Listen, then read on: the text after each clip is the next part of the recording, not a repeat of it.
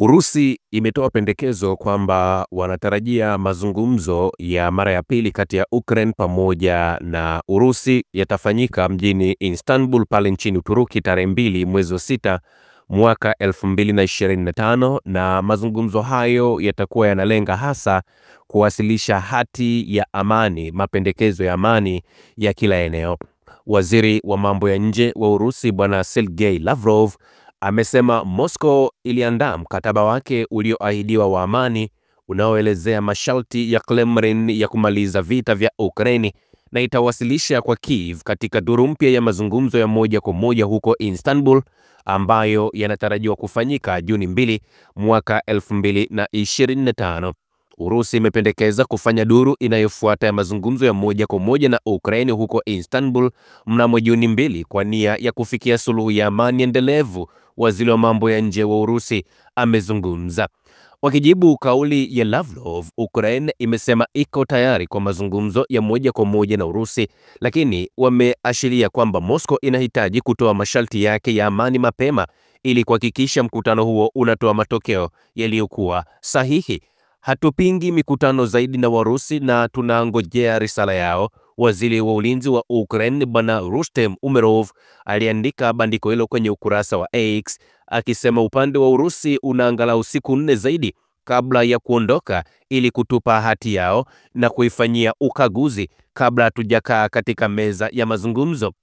Anasema kufuatia mkutano wa Uturuki mnamo Mei 16, ulimwengu ulitarajia upande wa Urusi kuunda na kuwasilisha kwa Ukraine na washirika wake mkataba unaoelezea maono yao ya hatua za kusitisha mapigano. Kwa bahati mbaya, upande wa Urusi ulijaribu kuchelewesha mchakato huu, aliandika Rustem Umerov. Kwa shinikizo kutoka katika utawala wa rais wa Marekani Donald Trump kumaliza mzozo na umwagaji damu zaidi barani Ulaya tangu vita ya pili ya dunia, wajumbe kutoka nchi zinazopigana walikutana mapema mwezi huu mjini Istanbul kwa mara ya kwanza tangu Machi 2022, mwezi mmoja baada ya Urusi kutuma wanajeshi katika taifa la Ukraini. Mazungumzo ya Mei 16 yalishindwa kufikia makubaliano juu ya kusitisha mapigano kama ilivyotafutwa na Kiev pamoja na washirika wake wa magharibi. Moscow ilisema masharti fulani ni lazima yatimizwe kabla ya hatua hiyo kuwezekana. Alizungumza Lavrov akisema, tunatumai kwamba wale wote ambao wana nia ya dhati na sio kwa maneno tu wanaopenda mafanikio ya mchakato wa amani watasaidia kufanya duru mpya ya mazungumzo ya moja kwa moja kati ya Urusi pamoja na Ukraini huko Istanbul. Lavrov amemuelezea Rubio kuhusu mazungumzo ambayo yalipangwa huko Istanbul. Muda mfupi baada ya taarifa hiyo kutolewa, Lavrov alimueleza mwenzake wa Marekani Marco Rubio kuhusu maandalizi ya Moscow kwa mapendekezo ya mazungumzo ya moja kwa moja na Ukraine mjini Istanbul Jumatatu ijayo ambayo itakuwa ni Juni 2. Wizara ya mambo ya nje ya Urusi imezungumza.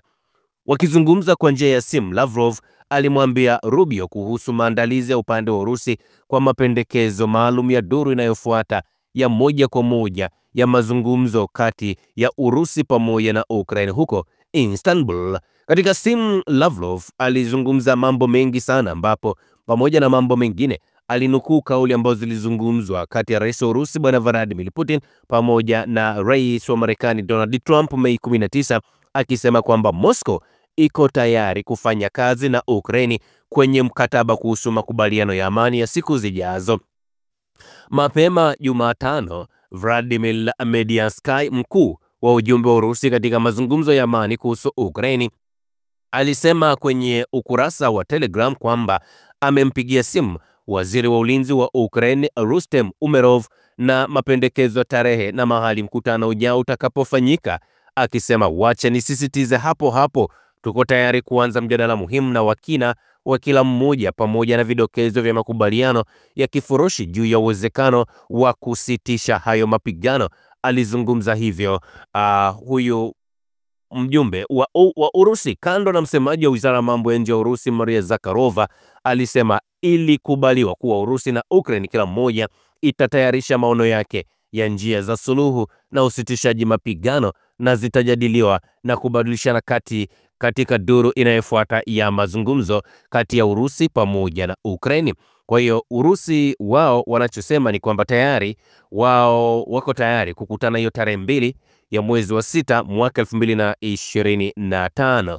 Lakini moja kati ya maeneo ambayo wamegomea ni pamoja na kutoa siri za kile ambacho watakwenda kukizungumza katika mkutano huo, wakisema yale ambayo yatazungumzwa basi watayajua siku hiyo hiyo pale mjini Istanbul, hiyo tarehe 2 ya mwezi wa 6 mwaka 2025. Sasa wa Ukraine wenyewe wanasema Urusi ni wakorofi. Kwa nini wasingetoa hayo mapendekezo mapema kabla hawajafika katika hiyo meza ya mazungumzo? Wenyewe wa Ukraine tayari wameshatuma hayo masharti ya kusitisha mapigano, ambapo Umerov alisema kwamba wanatarajia kupata majibu kutoka Urusi baada ya wao kuwasilisha rasmi masharti yao ya kusitisha mapigano kwa Urusi. Na Ukraine iliwasilisha rasmi masharti yake ya kusitisha mapigano kwa Urusi, aliandika waziri wa ulinzi wa Ukraine bwana Rustem Umerov. Na Urusi na Ukraine kama nilivyowaambia zilifanya hayo mazungumzo Mei 16 mara ya mwisho mjini Istanbul, na katika taarifa ambayo imetolewa na bwana Umerov alisema, nimekabidhi hati yetu kwa mkuu wa wajumbe wa Urusi ambayo inaonyesha msimamo wa Ukraine na tayari wameipokea hati hiyo. Umerov ambaye aliongoza ujumbe wa Ukraine huko Istanbul aliandika katika ukurasa wake wa Twitter akikiri kwamba Kiev iko tayari kwa usitishaji wa mapigano haraka iwezekanavyo. Akasema, tuko tayari kuanza majadiliano ya kina juu ya makubaliano ya mfumo na uwezekano wa kusitisha mapigano.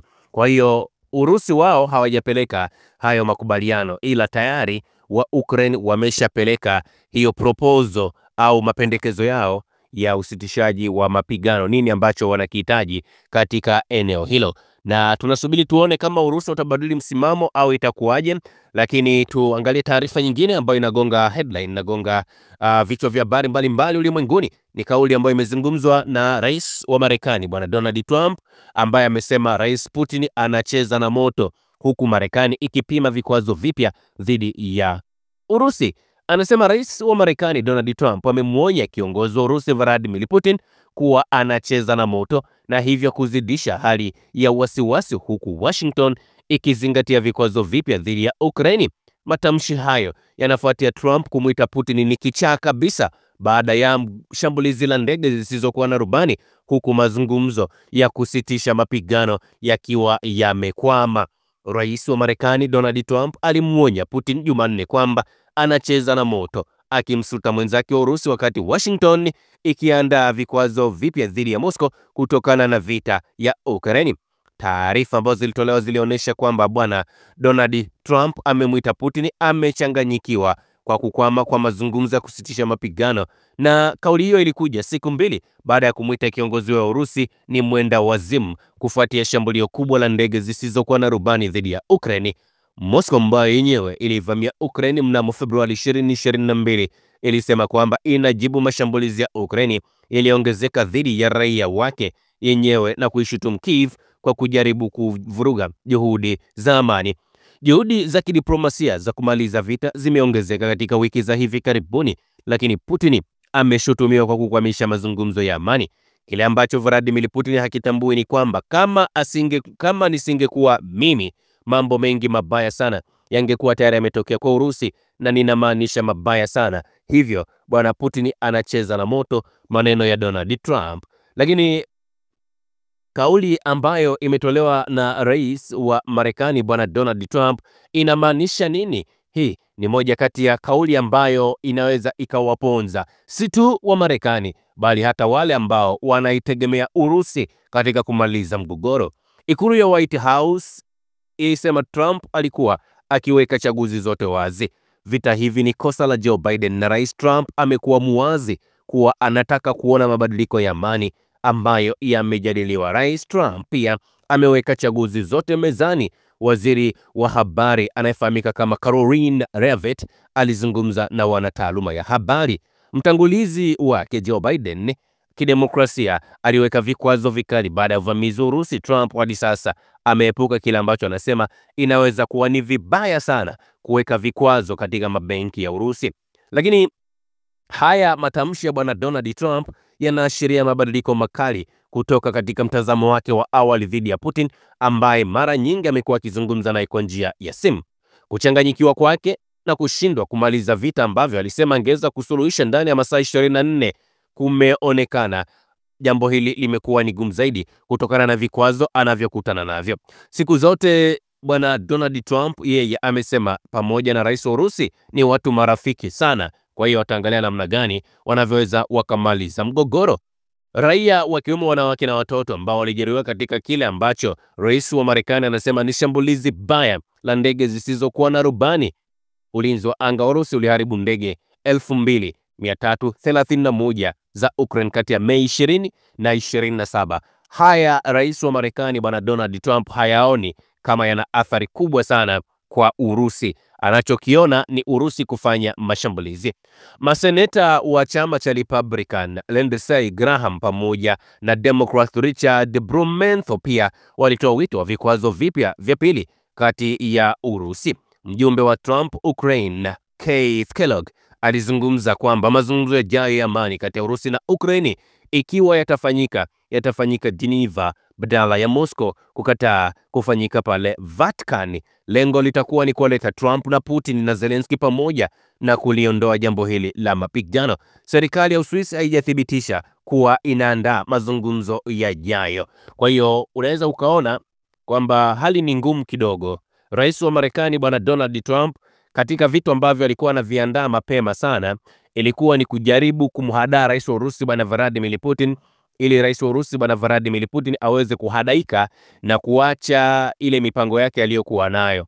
Hasa Putin, mtakumbuka, alizungumza back then akasema, mimi Marekani hawawezi hata kidogo kunihadaa, bali ninafahamu plani za kuanzisha special military operation, na ili niweze kuikamilisha hiyo special military operation ni lazima yale malengo yangu niliyokuwa nayo kwamba yawe yamekamilika au yamefanikiwa. Sasa hili ni moja kati ya changamoto kubwa sana ambayo inaitesa akili ya rais wa Marekani bwana Donald Trump, na ndio maana sasa hivi mmeanza kuona anazungumza, anaropoka kauli za hovyo ambazo zinaweza zikawatokea puani wote. Maana sioni kama Putin ni mtu wa kutishika kiasi hicho, sio mtu wa kutishiwa na vikwazo, sio mtu wa kutishiwa na kitu chochote, kwa sababu the man standing himself alone kama one man army.